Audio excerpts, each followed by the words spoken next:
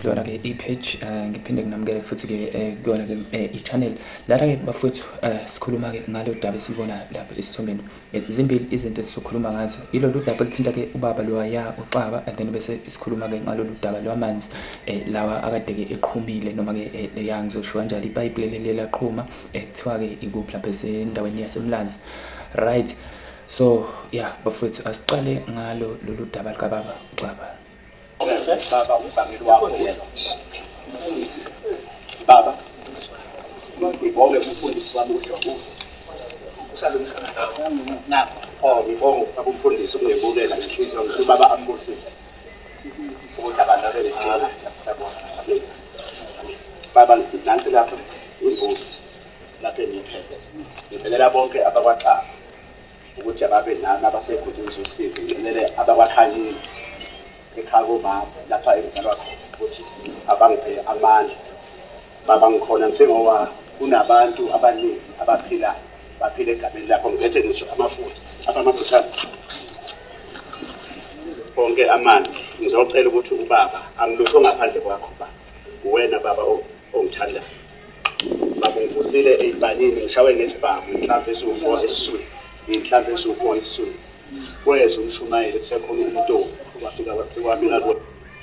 baba umbangeli wakho yena.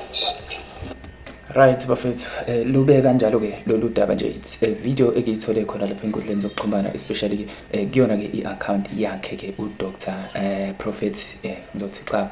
Okay, laphana ke ubhale kanjena ke kwi-caption yayo le video uthi ke nogwaja kagesi ubehambeleke laphana eMemezane Temple lapho ke unyazi lwezulu bekade ke lukhona. Okay, this video was posted last 5 days kahle 5 days ago.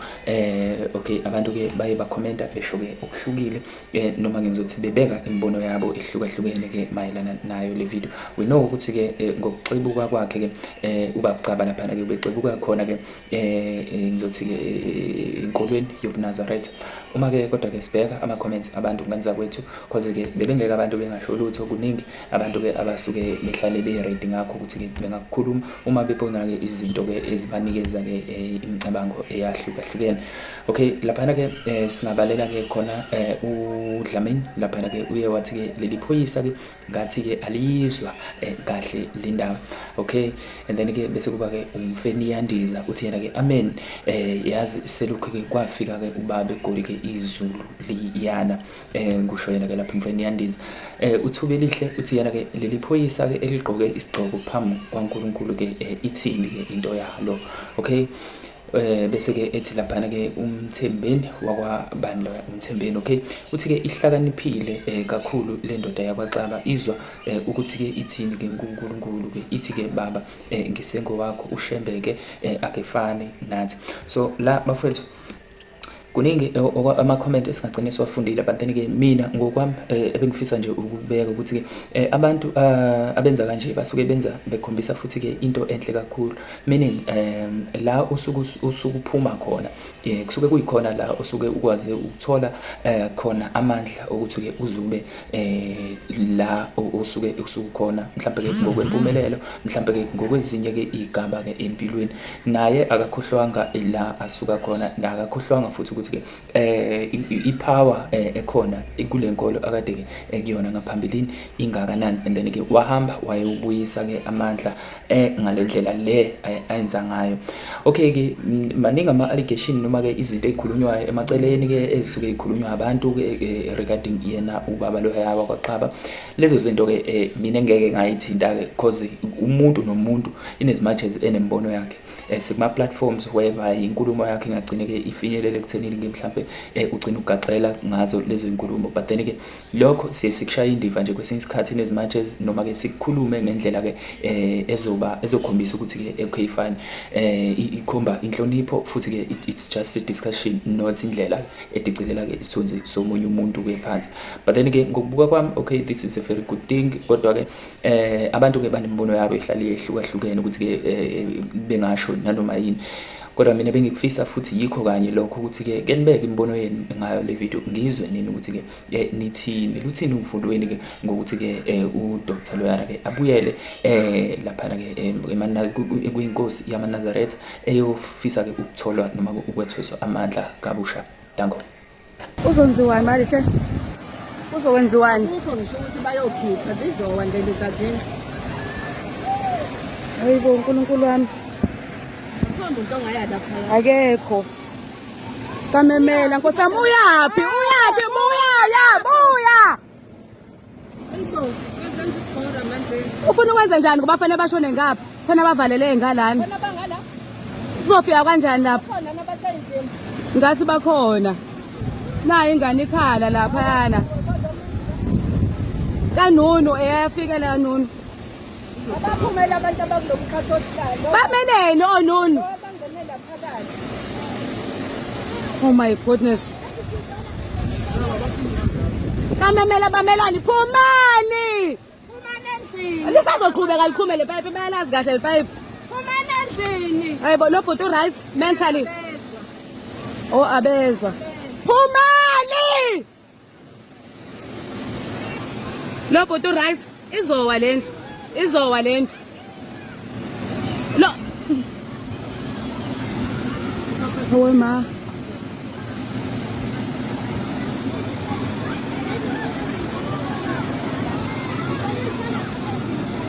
Phumani.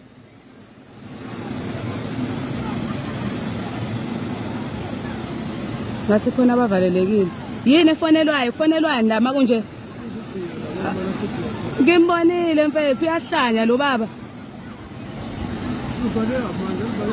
Bafuna ukukhipha izinto, bazoyikhipha yazi baze ba riska. Hawe ma guys.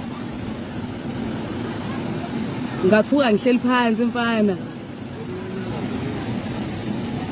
Eyakamemela nje izohamba. Yo. Khona ingane yini? Nkosi yami ukhithi kambe umbhukudu uzokwenzani ke bani? Nange eqimbile lapha ngaphezulu, nangehla. Ngakalo. Awakehla endlini. Limbi, yabo makuthiwa khona ipayipi elinqamulayo akumele nakhe lapho. Lona. Buka kanjani lamanzi? Buka kanjani? Yo. Azoyiwisa. Si. Hayibo umuzi wakalona baba wele umuzi wase lo amafoni. Phezulu.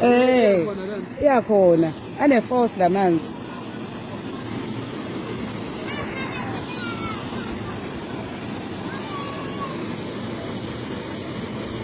Bayapho noni?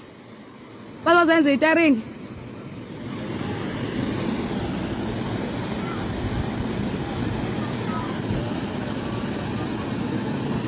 Yo.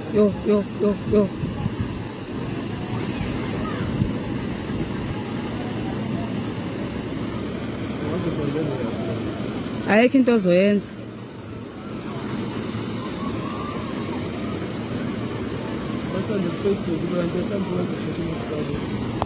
Alright bafethu, le ndawo ke bathi kusemlanzi la ka F njengoba ke nibona lapha na ke amanzi aye enza ke lo amonakala ke njengoba ke kwenzeka lapha yana ke eMlazi.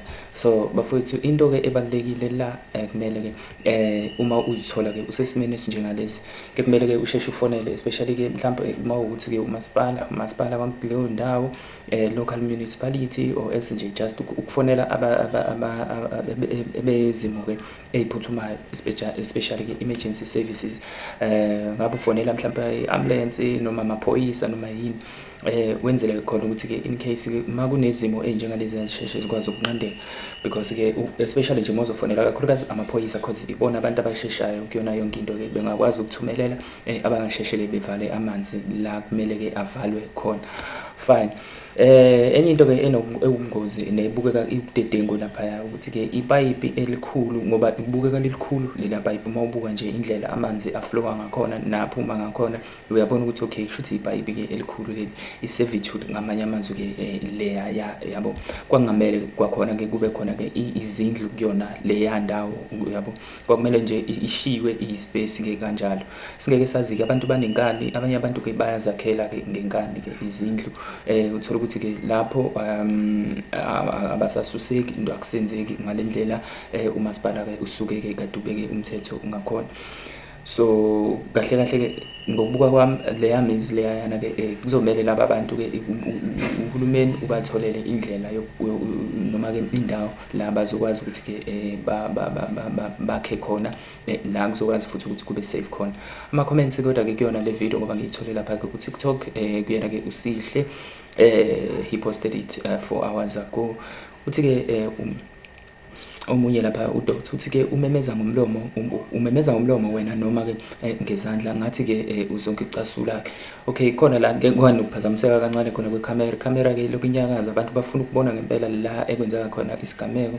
Hayi ke icamera lokhu inyakaza, nanko omunye ukhala ngecamera uthi ke awubambe kahle ke icamera. Hawu, okay, ake sizame ukuthola ke amanye angakhulumi ngecamera ama comments lapha kusamke uthi ke wasibuka bakhala ngecamera bonke labantu engibabona la. Okay, ziyicamera nje, ziyicamera one way, ifocus kuyicamera. But then ke into ebalekile bafethu ngale yanto ke esiyinotisayo lapha, in case of isimo sikanje make sure ukuthi uyaphuma endlini, because recently sesabona ke ukuthi ke uma udaka noma ke uma umuzi usemanzini ke amaningi ngalendlela eyisimanga, worst part lapha endaweni ezingasethekwini nje namaphethelo, uyabona ukuthi ke ukwakheka kwazo izindlu noma kwemizi eminingi iyakhekele phezulu kwendawana ngathi ke isihlabathi. So leyo ndawo kulula uma isemanzi kakhulu ukuthi ivele igugule indlu noma ivele yenze indlu ishone phansi. So kusuke sekubungozi obukhulu kabi ke uma indlu iseduzane namanzi amaningi ngale yandlela, nokunye nje aphuma ngenkulu pressure lawo manzi, awukwazi nokuthi uvele usondele kuwona ngenxa yokuthi azokuphushela kude, noma ke azogcina ke ekumukisa nje kwakhona. So into ke egcina ibalekile ukuze kusizakale abantu kumele kuvele kuyovalwa la amanzi asuke efulelwe khona. So bafowethu, ake nginike umbono nani mayelana nalolu daba la ku comment section. Ungakhohlwa ukulike le video.